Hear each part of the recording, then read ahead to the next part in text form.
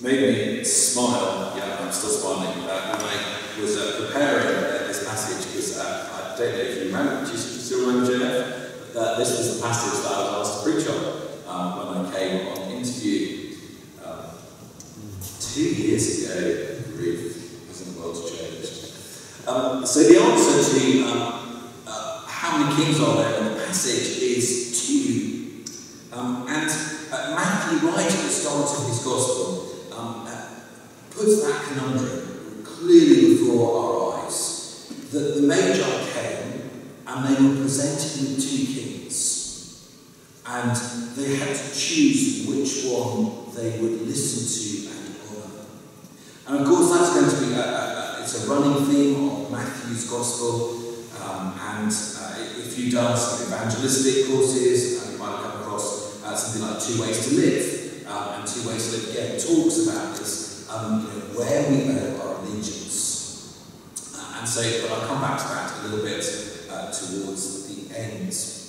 I just want to explore with you briefly the 4 different responses we see in the passage to Jesus the King. The first one we see is from Herod, and we don't actually see it in this reading, we just see it as we get to the end, and as we get to the end of that reading, we realise that actually Herod was hugely hostile. Hugely hostile. And it's just really interesting, isn't it, as to what he thought he was going to achieve by his hostility. If the prophecy was wrong, and the king wasn't going to be born there, and this wasn't the prophecy that was referred to, why react so badly to it? But if it was the prophecy, what God had spoken thousands of years before, did he really think that he could overcome the will of God? He was declared ahead of time how his Messiah would be born, and what it would be. And so I'm thinking, he's not thinking clearly here, but actually what we see is that his hostility and his rage means that he does things because he only thinks of himself and his own power. It's not completely wrong.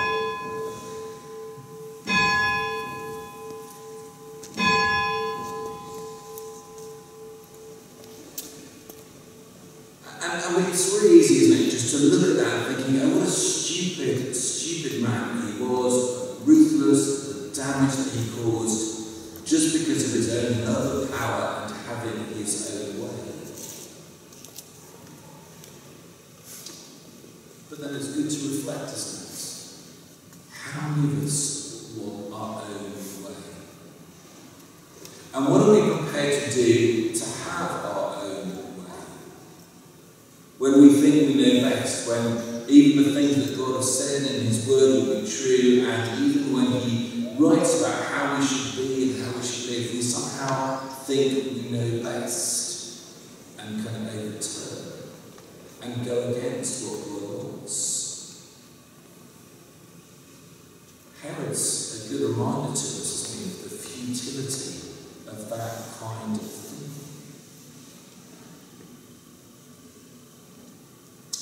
Or you get to Jerusalem, it says that the whole of Jerusalem was troubled by the news. Troubled, concerned. It's just really interesting, isn't it? That you're thinking, why were they troubled rather than dancing with joy? You know, we see that in Luke's Gospel when we get to the story of Simeon, the one who has been there praying day after day, and finally he gets to see the things that he longed for that God has promised. He's filled with joy. And yet Jerusalem, the centre of God's people, where they gathered and their religious leaders are there to look after them and everything else, you think that they'd be delighted at the birth of their true and rightful king. But their troubles. Why were they troubled? Is it because actually they were living lives of complacency and they're thinking, well, we've kind of, we live out our kind of token obedience to God, and we have a temple, and that hasn't been taken away from us, and we can still do those kinds of things, but actually we just don't really want any more. We don't want any more because actually we're comfortable the way we are. Do you remember those words of Simeon? Where Simeon talks about that he will be about the rising and falling of many. They kind of wanted God to come and do something, but not enough to see it. It was kind of like grandparents wish, I wish they're not in my lifetime. We'll wish it for you. But that was what they were like to God. So they were just thinking, no, actually, we don't want God to come and do something that might require something of us. We're comfortable where we are. And therefore, for God to do something new is just a little bit disturbing.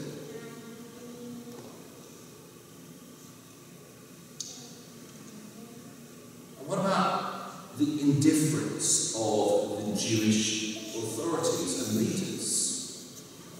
They know all the questions, when they're asked, they know all the answers. We know where we need to go. We know what is right. We know where he will be born. You'd think that actually people come and say, it's happening. They go, hallelujah, praise God, we've been waiting and praying for this for so many years. We're living under a tyrannical ruler who is ruthless, as the rest of chapter 2 will demonstrate. And we know from contemporary histories what he was like. Why were they not just overjoyed at the news and going with them and saying, wow, let's go with you, we want to see this too? It's interesting that all their religious study and devotion, all their religious practice, didn't enable their hearts to warm to God the Son on earth.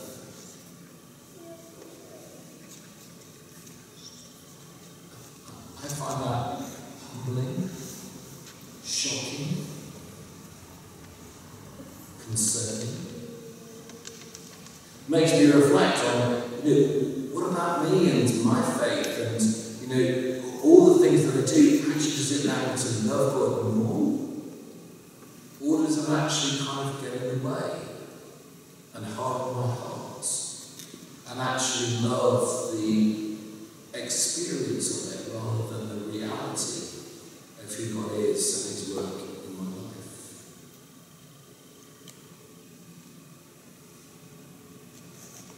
And then of course you have those who come from far away. We don't know how many there were.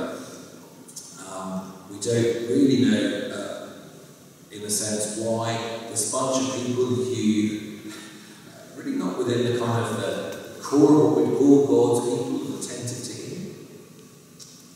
And yet they come and they worship and they give generously and they give meaningfully.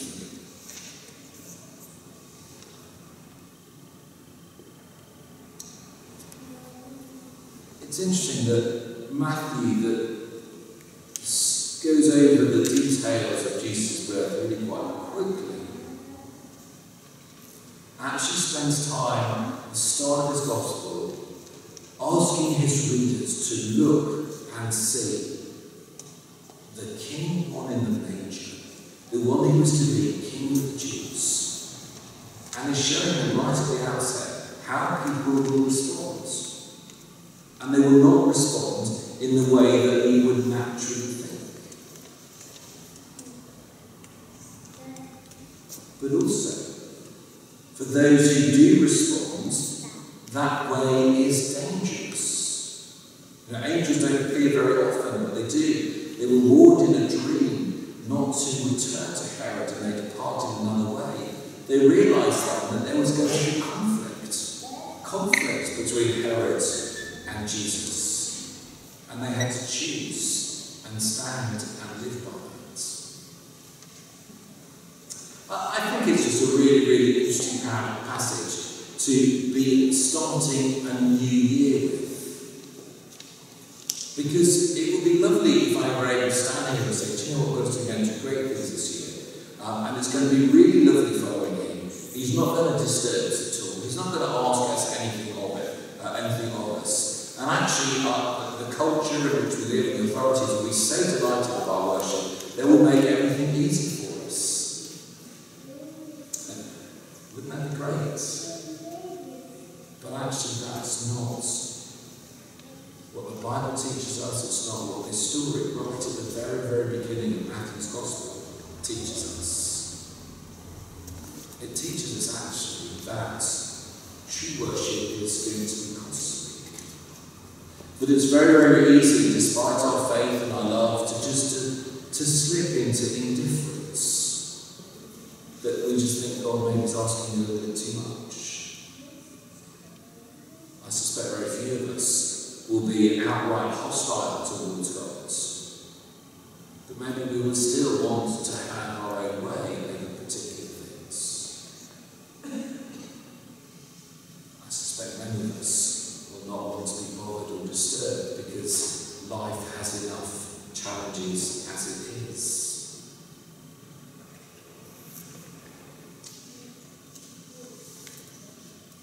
A poet called Langston Hughes wrote this poem. He was a civil rights campaigner in America. He fought, like so many of those from African origin, for justice and to be treated right. But he wrote this poem, and I think some of the words have been picked up by some later Christmas carols that you might know. But it's just good just to listen to his words again. Look, there the star. I among the least will arise and take a journey to the east. What shall I bring as a present for the king? What shall I bring to the manger? I will bring a song that I will sing in the manger. Watch out for my flocks, do not let them stray. I'm going on a journey far, far away. But what shall I bring as a present for the child? What shall I bring to the manger? I will bring a lamb, gentle, meek and mild, a lamb for the child in the manger. I'm just a shepherd boy, very poor I am, but I know there is a king in Bethlehem. What shall I bring as a present just for him? What shall I bring to the manger? I will bring my heart and give my heart to him. I will bring my heart to the manger.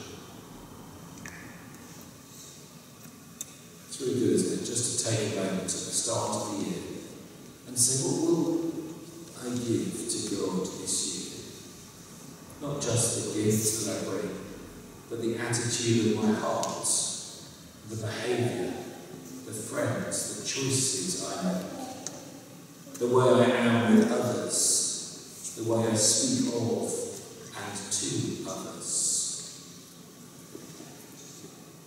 What will God ask of me? What will I give?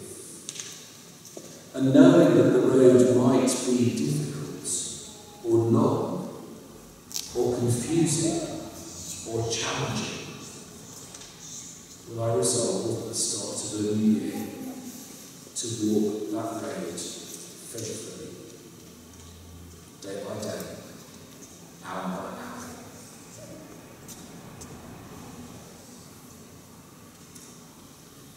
Let's just take a moment to reflect, to be quiet, and to think, what will I do this year? What will I resolve